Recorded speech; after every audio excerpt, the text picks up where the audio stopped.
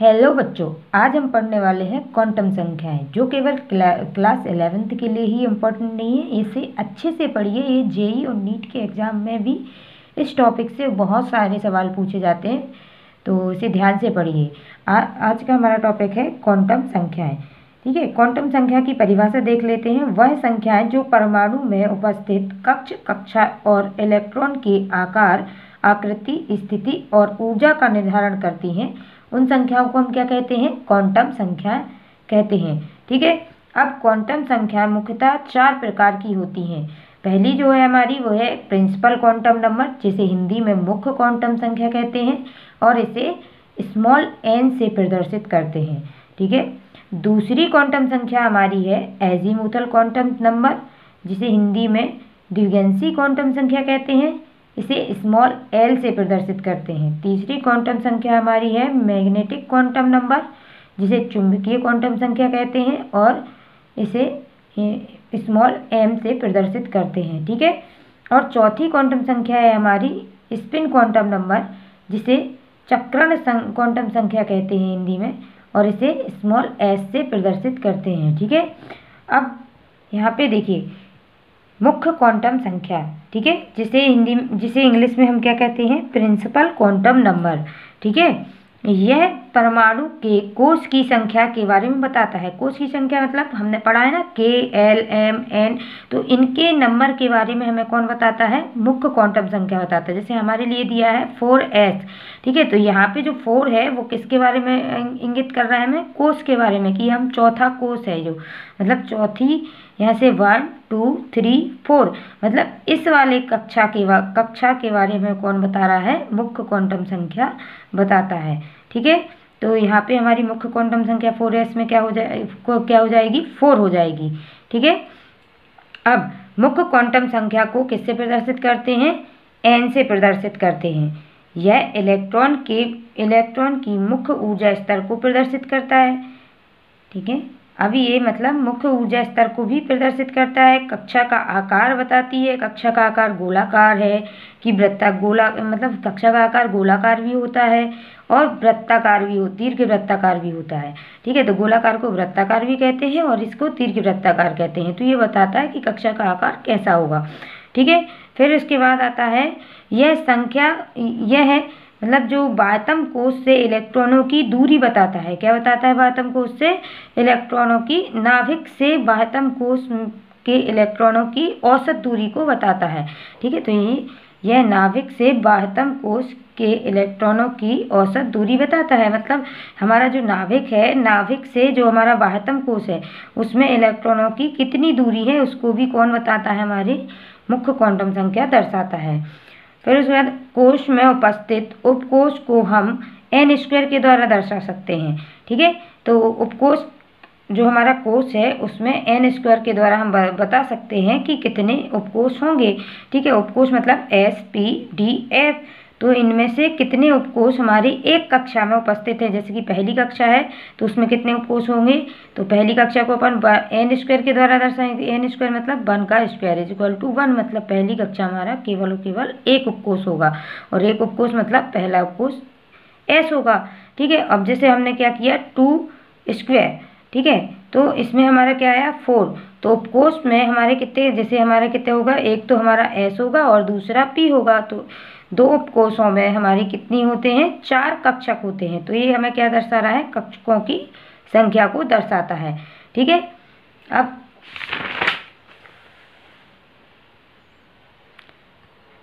कोश में अधिकतम इलेक्ट्रॉन की संख्या 2n² के द्वारा दर्शाते हैं। जैसे कि देखिए हमारा पहला कोश है अगर, तो उसमें कितने इलेक्ट्रॉन भरे जाएंगे, ये हम 2n² के द्वारा दर्शा सकते हैं।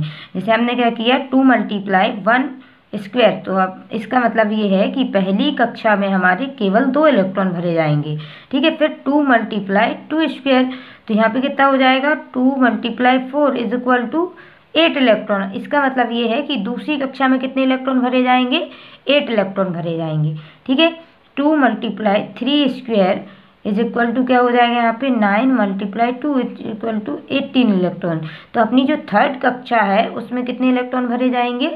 18 इलेक्ट्रॉन भरे जाएंगे। 2 × 4² इज इक्वल टू क्या हो जाएगा? 16 × 2, तो क्या हो जाएगा यहाँ पे 32। ठीक है, इसका मतलब 4th कक्षा में हमारे कितने इलेक्ट्रॉन भरे जाएंगे, 32 इलेक्ट्रॉन भरे जाएंगे। अब एक देखिए नेक्स्ट पॉइंट अपना क्या बताता है, कक्षा के कोणीय संवेग को बताता है। कोणीय संवेग मतलब हमारा होता है जैसे हमारा ये गोलाकार, आपने फिजिक्स में पढ़ा होगा कोणीय संवेग, वृत्ताकार मार्ग में अगर हमारी कोई वस्तु क्या लगा रही है, चक्कर लगा रही है, तो उसमें एक कोणीय संवेग हम निकालते हैं, जिसको हम किसके द्वारा, MVR के द्वारा दर्शाते हैं। MVR = 2πr। और यहाँ पे क्या है, जो n है ये कौन है, मुख्य क्वांटम संख्या। तो जैसे हमें कक्षा का कोणीय संवेग निकालना है तो NH2πr के द्वारा हम दर्शा सकते हैं। ठीक है, तो ये हमारा कोणीय संवेग है MVR = NH2π। ठीक है, नेक्स्ट क्वांटम संख्या हमारी है एजीमुथल क्वांटम नंबर। ठीक है, तो एजीमुथल क्वांटम नंबर को हिंदी में क्या कहते हैं, द्विगंशी क्वांटम नंबर, द्विगंशी क्वांटम संख्या। ठीक है, अब यह कक्षा हमें आप किसके आकृति के बारे में बताती है, उपकोष मतलब ऑर्बिटल की आकृति को प्रकट करती है, जिसे स्मॉल l से प्रदर्शित करते हैं। ये किसके बारे में बता रहे हैं हम, द्विगंशी क्वांटम संख्या के बारे में बता रहे हैं।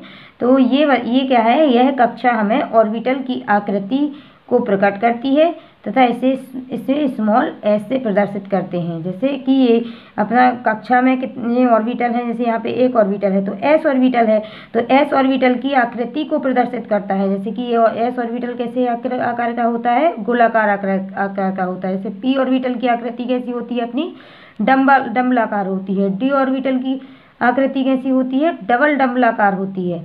और अपना जो f ऑर्बिटल होता है वो कैसा होता है, जटिल होता है। ठीक है, तो इसकी कोई आकृति को हम नहीं दर्शा सकते हैं क्योंकि इसकी आकृति कैसी होती है, जटिल होती है। फिर इसका मान n पर निर्भर करता है, जैसे n पर निर्भर करता है। एजीमुथल संख्या अगर हमें निकालनी है तो क्या होगा, 1n-1 = क्या होता है, l होता है। तो इसका मान किस पे डिपेंड करता है, l पर निर्भर करता है। जैसे अगर हमारा n = कितना दिया है, हमें 4 दिया है, तो l = हमारा क्या हो जाएगा, n-1 = 3। l = अपना कितना आ जाएगा, 3 आ जाएगा। ठीक है, तो ये हमारे लिए क्या किसको दर्शाता है, n के मान को, n पर निर्भर करता है। किसका मान, जो l का मान है वो n पर निर्भर करता है, n-1 के द्वारा हम दर्शा सकते हैं। और यहाँ पे l = क्या होता है, अगर हमें 0 दिया है, क्या दिया है, 0, तो क्या किसको दर्शाता है, s को दर्शाता है। अगर l = कितना दिया है, 0 दिया है, तो s होगा, वहाँ पे s उपकोष होगा। अगर l = हमें कितना दिया है, 1 दिया है, तो वो p उपकोष होगा। अगर l = क्या दिया है, 2 दिया है, तो कौन सा उपकोष होगा, d उपकोष होगा। और फिर l = अगर 3 दिया है तो कौन सा उपकोष होगा, f उपकोष होगा। तो ये निकला। यहाँ पे मतलब थोड़ा सा ये इसको ध्यान नहीं देना, यहाँ पे ध्यान जरूर देना, इन चारों को अच्छे से याद करना। जहाँ पे भी हमें l = क्या मिल जाए, 0 आ जाए, वहाँ पे s उपकोष होगा। जहाँ l = क्या आ जाए, अपना 1 आ जाए, वहाँ पे p उपकोष होगा। जहाँ l = 2 आ जाए, वहाँ पे d उपकोष होगा। और जहाँ पर l = 3 आ जाए, वहाँ f उपकोष होगा। ठीक है, यह उपकोषों के ऊर्जा स्तर को प्रकट करता है, मतलब ये बताता है उपकोष का कौन सा ऊर्जा स्तर है। ठीक है, यह कक्षकों की आकृति को प्रदर्शित करता है। कक्षकों की मतलब वही, s = गोलाकार है, p = डंबलाकार है, ठीक है, d = डबल डंबलाकार है, हमने ऊपर बता दिया था। और f = क्या है, जटिल है। ठीक है, तो यह किसके कक्षकों की आकृति को बताता है, SPDF की आकृति को बताता है। ठीक है, फिर यह कक्षक के कोणीय संवेग को प्रदर्शित करता है।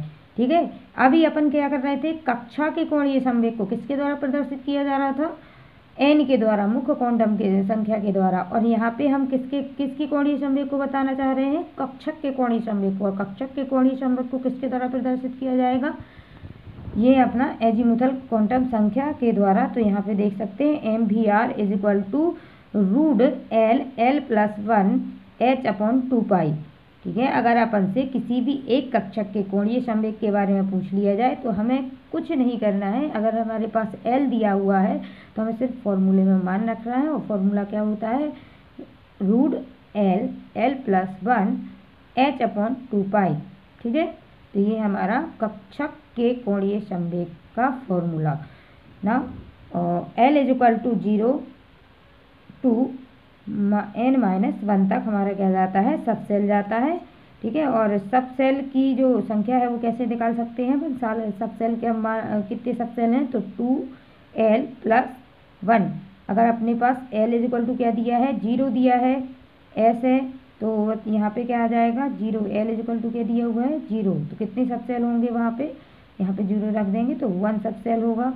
ठीक है, अगर 1 सब सेल, वही कक्षा में हमारे कितने 1 सब सेल होगा। फिर यहाँ पे अगर L = हमें 1 दिया हुआ है तो क्या हो जाएगा, 1 ×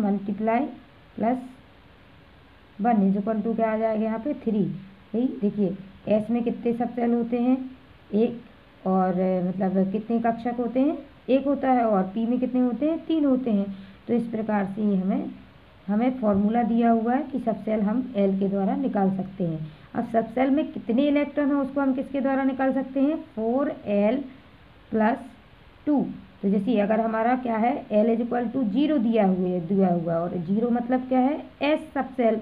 ठीक है, तो S सब सेल में कितने इलेक्ट्रॉन भरे जाएंगे, तो यहाँ पे हम L = क्या रखेंगे, 0। ठीक है, और प्लस में 2, तो यहाँ पे आ जाएगा अपना 0 और =2 आ जाएगा। तो अपने S सब सेल में 2 इलेक्ट्रॉन भरे जाएंगे। ऐसे अगर हम नेक्स्ट किसी और के लिए निकालना चाहते हैं तो वो भी निकाल सकते हैं। कि देखिए, अगर हमारा क्या है, L = 3 दिया है, 3 मतलब F सब सेल के बारे में बात कर रहे हैं, तो यहाँ पे क्या आ जाएगा, 4 × 3 + 2 = 0। तो यहाँ पे कितना हो जाएगा, 12 + 2 = 14। तो ये आ गया अपना F सब सेल में 14 इलेक्ट्रॉन भरे जाएंगे। तो इस प्रकार से हम सब सेल में कितने इलेक्ट्रॉन भर सकते हैं, इस फॉर्मूला के द्वारा निकाल सकते हैं, 4L+2 के द्वारा। ओके, ये हमारा क्या, एजीमुथल क्वांटम नंबर। और अगर हमें नोड के बारे में बताना है तो जो अपना एजीमुथल क्वांटम नंबर है, इसके द्वारा हम नोड भी निकाल सकते हैं। तो नंबर ऑफ एंगुलर नोड निकालने के लिए क्या होता है, एंगुलर नोड बराबर, यहाँ पे लिख देते हैं हम, नंबर ऑफ एंगुलर नोड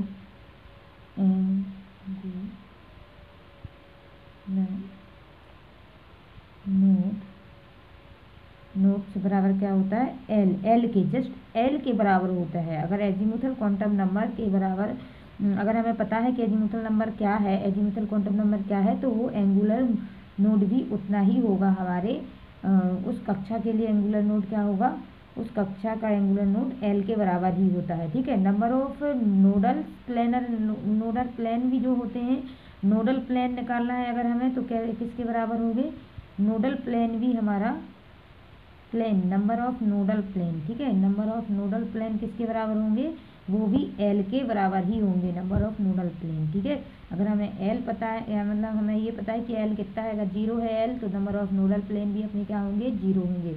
अगर हमें ये पता है कि L हमारा 1 है, तो नंबर ऑफ नोडल प्लेन भी हमारे क्या होंगे, 1 होंगे। नंबर ऑफ एंगुलर नोड भी हमारा क्या होगा, 1 होगा। ठीक है, ये चीज़ हमें याद रखना है। और अगर हमें क्या निकालना है, रेडियल नोड्स निकालने हैं। ठीक है, तो रेडियल या स्पेरिकल नोड्स होते हैं, वो कैसे निकालना है, रेडियल स्पेरिकल नोड के लिए हमें लिए फॉर्मूला होता है n-l-1। ठीक है, तो ये क्या होता है, नंबर ऑफ n-l-1 जो होता है वो किसके लिए होता है, रेडियल नोड के लिए होता है।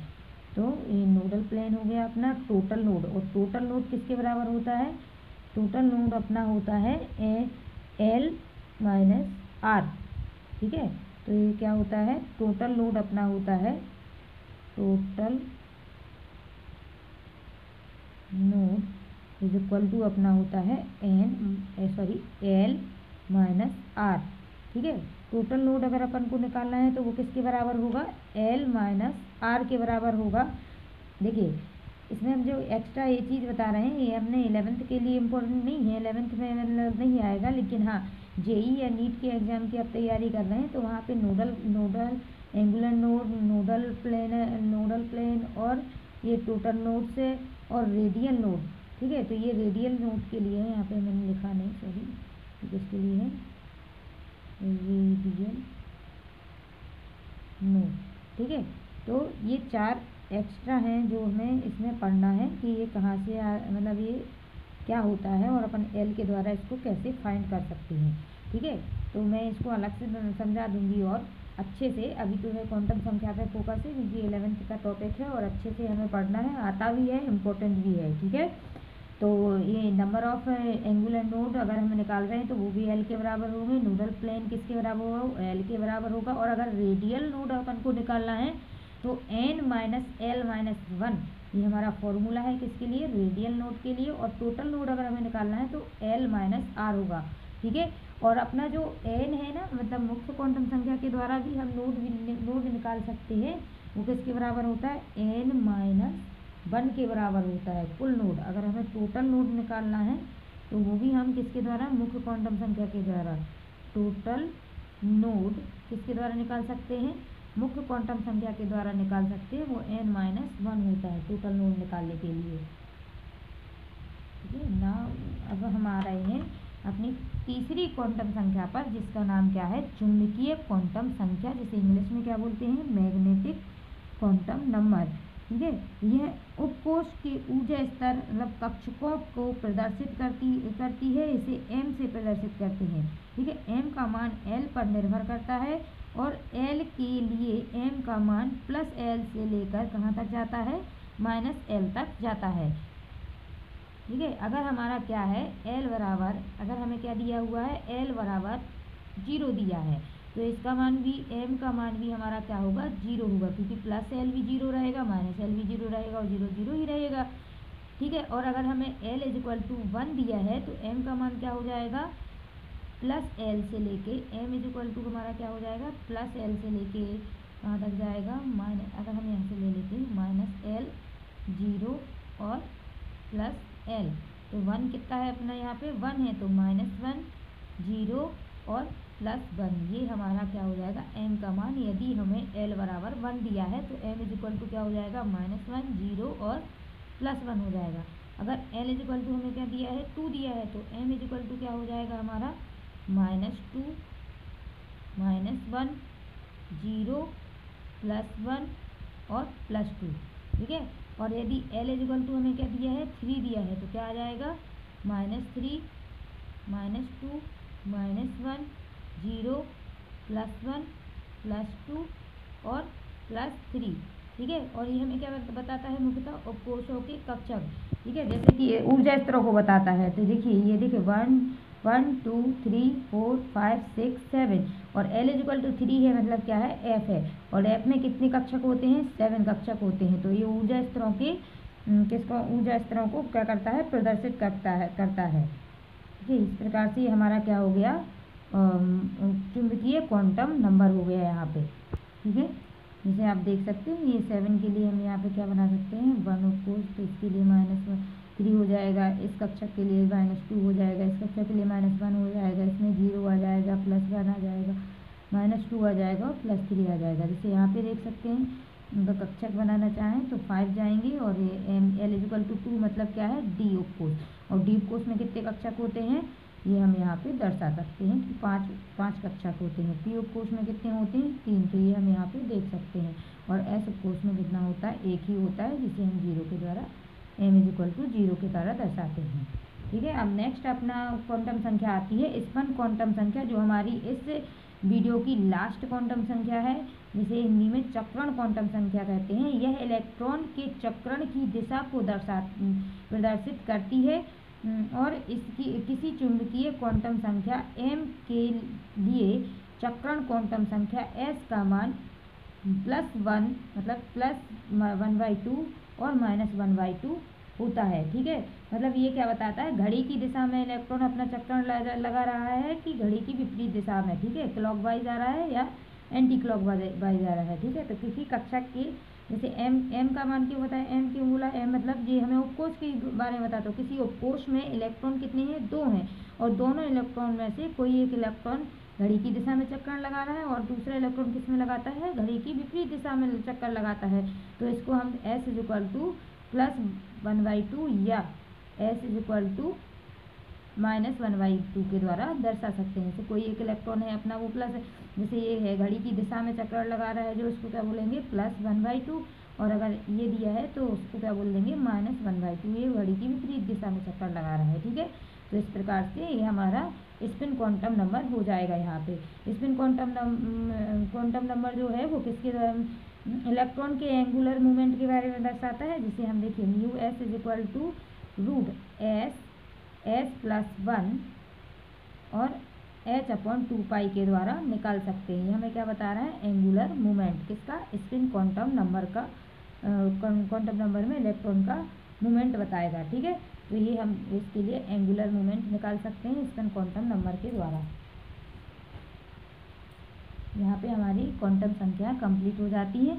अच्छे से और ध्यान से पढ़िए, और जो भी फॉर्मूला बताए हैं उनको याद रखेंगे तो आगे जाके भी आपको दिक्कत नहीं होगी। ओके, पढ़िए, खुश रहिए।